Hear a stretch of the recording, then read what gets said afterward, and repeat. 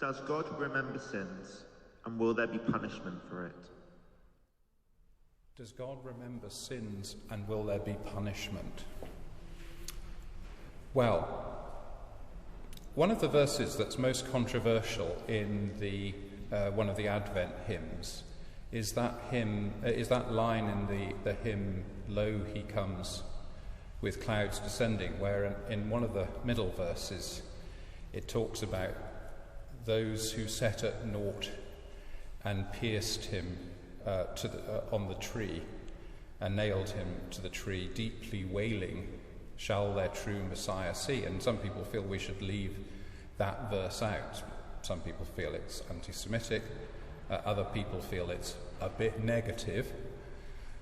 I think it's actually quite a helpful verse, because what it's saying is that hard as it is to forgive one another for the things that we have done, the thing that perhaps lasts longest is our inability to forgive ourselves.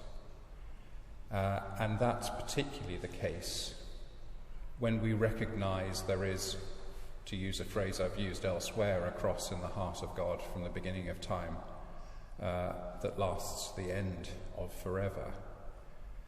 And what that verse in the Lo, he comes tells us is that when we see the cost of our sin in terms of what it does to Christ on the cross, and when we are keeping the company of that Christ forever, and we always know what it was that took him to the cross, which was things of the like that we've done, that's an almost unbearable thing to keep in our hearts forever. And of course, what assuages that is his company and his forgiveness. So it's not so much our sins that remain in the heart of God forever, it's the question of whether we can accept God's forgiveness that remains the question that lasts forever. The judgment of God, such as it is, I understand as being over when Christ's suffering on the cross is over, which is over by Easter Day, but somehow still abides in a different way.